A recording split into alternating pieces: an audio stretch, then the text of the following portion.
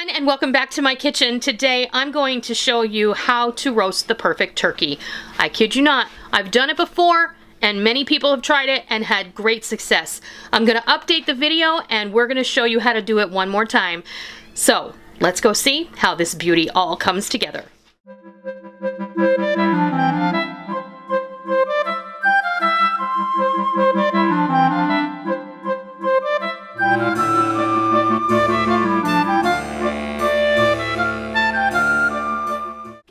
We're gonna get started. I'm gonna show you how to roast the perfect turkey. I've done this before. In 2011, I put up a very long video before I really knew what I was doing, but that turkey came out so beautiful, and I've had so much wonderful feedback from people who had never roasted a turkey before and who have come back and said they did it this way and it came out perfect. So I know for certain that it is the perfect roast turkey. What I have here is the turkey that we brined in a previous video. So this is a 19-pound turkey. So the first thing you want to do, we took it out of the brine, we rinsed it very well in a bath of cold water. We wanted to make sure to get in all the crevices because we don't want any bits of peppercorn or allspice berry in there, so just rinse it inside and out very, very well, all right? Now, yeah, you want to pat it dry, and I did that already with paper towels, and then we have a few turkey tips here. Turkey tip number one, we're going to tuck the wings. So what you want to do is take your wing, and you're going to want to kind of twist it underneath itself, just like that, okay? Just like that. Do the same on the other side. You're gonna wanna twist it just like that.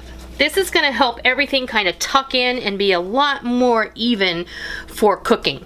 All right, this cavity back here kind of gets a little floppy. We have a way to fix that. Take an apple, make sure you take the sticker off of it, because, you know, that's, nobody wants to eat that. Just take a fork and poke some holes in it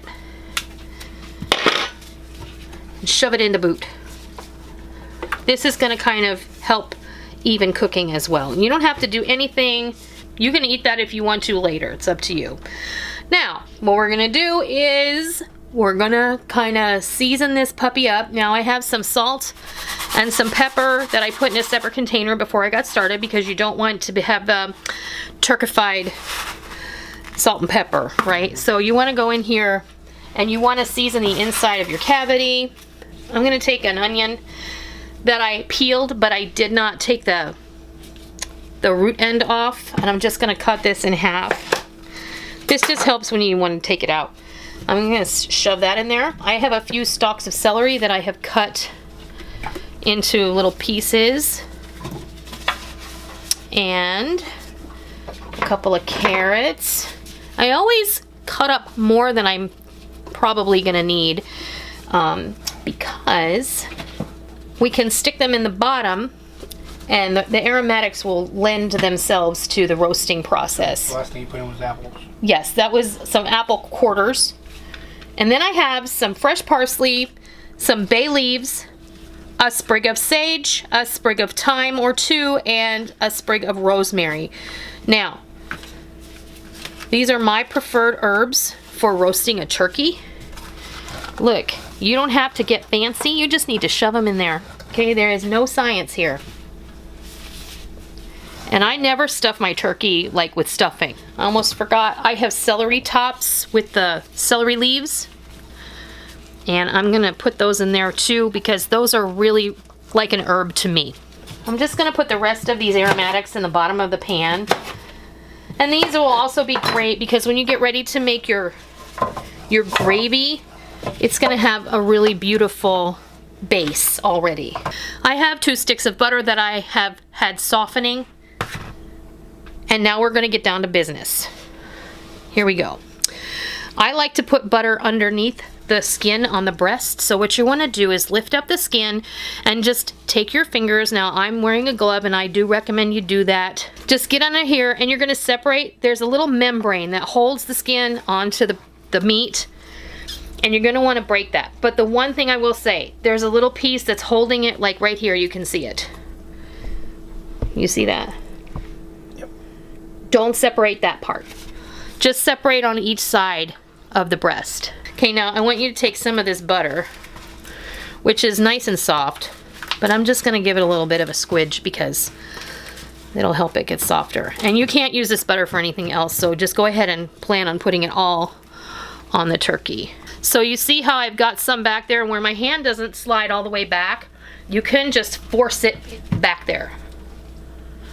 And once this is in the oven for a little while, it's all gonna melt anyway, and it's gonna really, really help to moisten the turkey, and it's gonna distribute very nicely.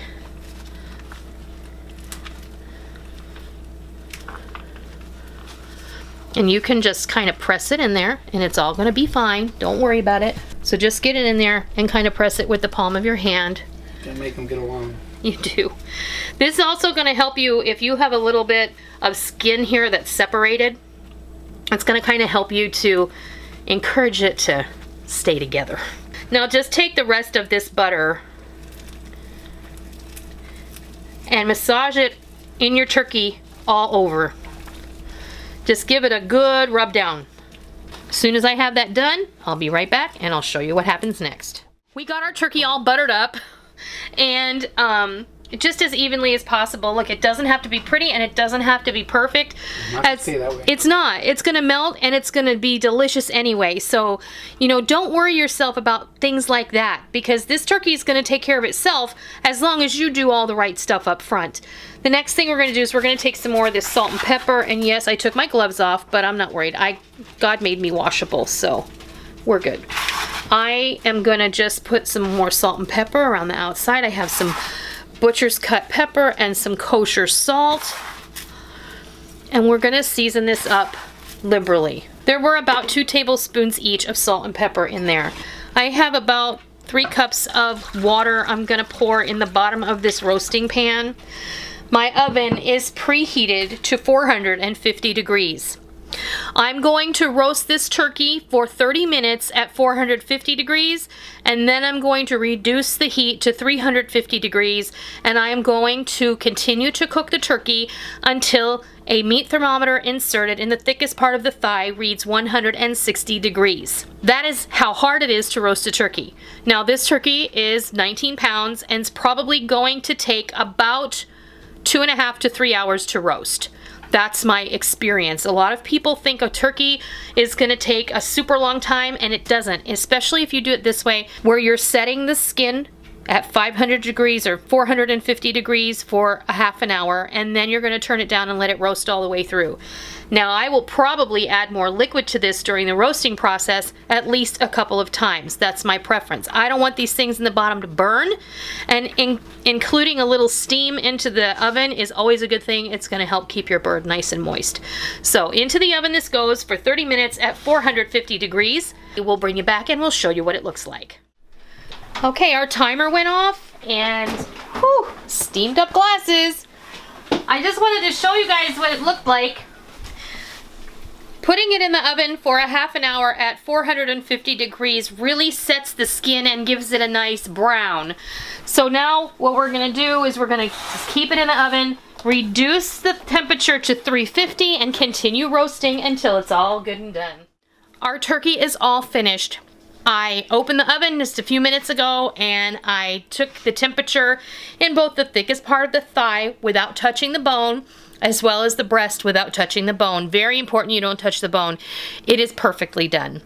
Now what we're gonna do is just cover it with foil and let it rest here for about a half an hour while we prepare the rest of our meal. And our turkey is ready. If you don't like it that dark, then you don't have to leave it in the oven quite as long as I did. It's not a problem. But the meat on this turkey is going to be succulent and delicious. And we'll bring you back in just a few minutes and we'll show you what it looks like. I'm very excited about it. I've never had a turkey come out bad making it this way, and I know that you're gonna love it when you give it a try. So when this is all ready to go, we will bring you back and we'll show you what it looks like and we'll give it a taste. And there you have it. Our turkey has been cut up and it's ready to serve. When I serve turkey for a dinner, for family or whatever, I always serve it like this and I cut it up into portion-sized pieces. I leave the drumsticks whole, and usually I will leave the thighs whole because generally someone will take a whole one. Sometimes I'll slice one thigh up and I'll leave the other one whole.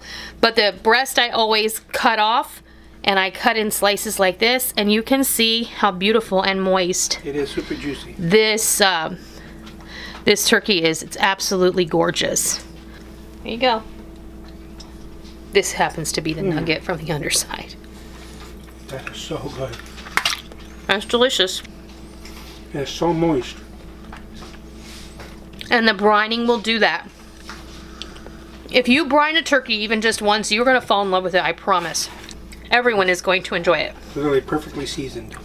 So that is how I think you can roast a perfect turkey. Everyone may or may not have their own version of this, and that's great, but this is how I do it. I would like to thank you for joining me today, and if you found this video helpful, please consider giving me a thumbs up. And if you are new to my kitchen, welcome. Always great to welcome new friends in, especially at the holidays. I hope you'll stick around by hitting the subscribe button.